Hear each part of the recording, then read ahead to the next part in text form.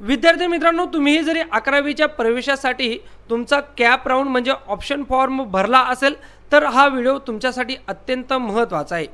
तुम्हालाही जरी तुमचा नंबर पहिल्याच राऊंडमध्ये लावून घ्यायचा असेल तर तुमच्यासाठी हा व्हिडिओ लाभदायक ठरेल। त्यामुळे या व्हिडिओचा एक आणि एक पार्ट व्यवस्थितरित्या आणि पूर्ण पहा। तुम्हाला या व्हिडिओच्या माध्यमातून मी सांगणार आहे की कोणत्या चुका तुम्ही करायच्या नाहीत जेणेकरून तुमचा नंबर पहिल्या राऊंडमध्ये लागू शकेल। तुम्हाला जरी चांगले पर्सेंटेज असेल आणि तुम्हाला जी कॉलेजमध्ये ॲडमिशन घ्यायचं आहे तर 30 कॉलेजमध्ये तुमचा नंबर लागू शकतो। ते कसं सांगतो या व्हिडिओच्या माध्यमातून, त्यासाठी व्हिडिओ शेवटपर्यंत बघा। जरी चॅनलवर नवीन असाल तर चॅनल देखील सबस्क्राईब करा। विद्यार्थी मित्रांनो, तुम्हाला माहिती आहे की सध्या 11वीची अर्ज प्रक्रिया ही पूर्णपणे ऑनलाईन पद्धतीने राबवण्यात येते।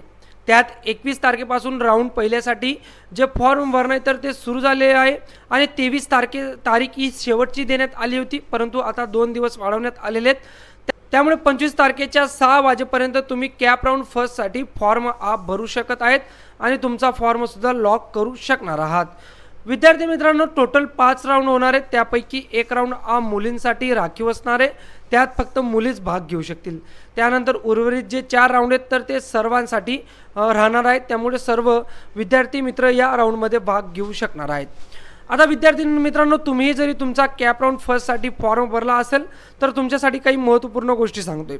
पहिले तुम्हाला तुमचा फॉर्म लॉग इन करून घ्यायचा आहे। या वेबसाईटवर येऊन लॉग इन पर्याय वापरून तुमचा फॉर्म लॉग इन करून घ्या। आता बघा, तुमचा फॉर्म लॉग इन झालेला आहे। आता विद्यार्थी मित्रांनो, तुमचा फॉर्म लॉग इन झाल्यानंतर तुम्हाला रजिस्ट्रेशन डिटेल्सवर यायचं आहे। रजिस्ट्रेशन डिटेल्सवर आल्यानंतर तुम्हाला एकदा सगळी माहिती ही क्रॉस चेक करून घ्यायची। यात तुम्हाला महत्त्वाचं असणार आहे ते म्हणजे तुमची जी डिटेल्स आहे तर ती डिटेल्स चेक करा। त्यानंतर पर्सनल डिटेल्सवर या। पर्सनल डिटेल्सवरही तुमची एकदा व्यवस्थितरित्या डिटेल्स चेक करून घ्या। त्यानंतर महत्त्वाचं म्हणजे कॅटेगरी रिझर्वेशन डिटेल्समध्ये यायचं आहे। आता तुम्ही काही विद्यार्थ्यांचं काय होतं तर ते कॅटेगरी सिलेक्ट करत नाही आणि तसाच फॉर्म लॉक करून घेता, त्यामुळे त्यांचा पहिल्या राऊंडमध्ये नंबर लागत नाही। त्यामुळे तुम्ही जरी कॅटेगरीमधून बिलॉंग करत असाल, रिझर्वेशन कॅटेगरीमधून, तर तुम्ही कॅटेगरी व्यवस्थितरित्या सिलेक्ट झाली आहे का नाही ती चेक करा। बघा, इथं कॉन्स्टिट्यूशन रिझर्वेशन कॅटेगरी डिटेल्स इथं देण्यात आली, तर ज्या कॅटेगरीमधून तुम्ही येत असाल तर ती कॅटेगरी इथं आहे का नाही तर सिलेक्ट करा। कदाचित दुसरंही तुम्ही सिलेक्ट केलेलं असेल तर एकदा व्हेरीफाय करून घ्या। त्यानंतर खाली येऊन तुम्ही सगळी डिटेल्स इथं एकदा क्रॉस व्हेरिफिकेशन करून घेऊ शकता। त्यानंतर आता तुम्हाला यायचं आहे अपलोड रिक्वायरमेंट डॉक्युमेंटमध्ये। आता इथं तुम्हाला मार्कशीट तर लागत नाही, त्यानंतर तुमची लिव्हिंग सर्टिफिकेटही लागत नाही।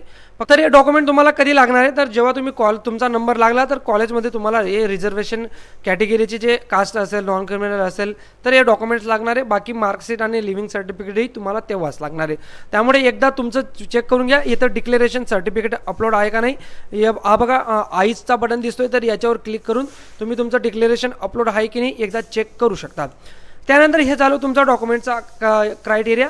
आता महत्त्वाचं म्हणजे तुमचा हा ॲप्लिकेशन फॉर्म लॉक आहे का नाही। तर बघा, ही सुद्धा गोष्ट तुम्ही चेक करून घ्या, तुमचा ॲप्लिकेशन फॉर्म लॉक आहे की नाही। त्यानंतर तुमचं कॅप ऑप्शन पार्ट सेकंडमध्ये यायचं आहे आणि इथं लॉक ऑप्शन फॉर्म याच्यावर क्लिक करून यायचं आहे। तर बघा, तुमचं इथं ग्रीन करंट स्टेटसमध्ये कंप्लीट अँड लॉक तर असा ऑप्शन यायला पाहिजे। बघा, इथं कंप्लीट अँड लॉक हा जो ऑप्शन आहे तर हा यायला पाहिजे। कदाचित तुमचा जरी फॉर्म अनलॉक असाल तर तुम्ही राऊंडमध्ये ग्राह्य धरले जाणार नाही, त्यामुळे तुमचा पहिल्या राऊंडमध्ये नंबरच लागणार नाही विद्यार्थी मित्रांनो।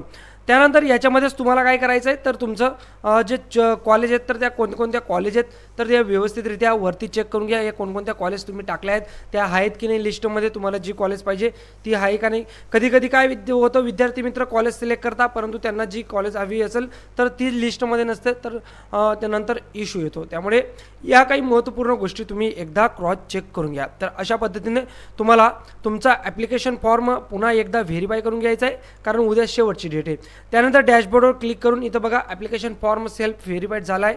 त्यानंतर तुमचा जो कॅप ऑप्शन फॉर्म आहे तर तो कंप्लीट अँड लॉक असा ऑप्शन येतं इथं मित्रांनो। त्यामुळे बघा, complete and lock option form येतोय, याचा अर्थ तुम्ही पहिल्या राऊंडसाठी ग्राह्य धरले जात आहेत आणि जेव्हा तुमचं कॉलेज अलॉटमेंट होईल तर तेव्हा तुम्ही राऊंडसाठी इलिजिबल आहात।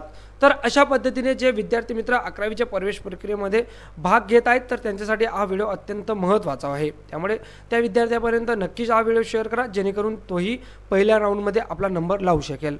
विद्यार्थी मित्रांनो, व्हिडिओ आवडला असेल लाईक करा आणि पुढच्या 11वीच्या ॲडमिशन अपडेटबाबत महत्त्वपूर्ण अपडेटबाबत आपलं चॅनल सबस्क्राईब करायला विसरू नका।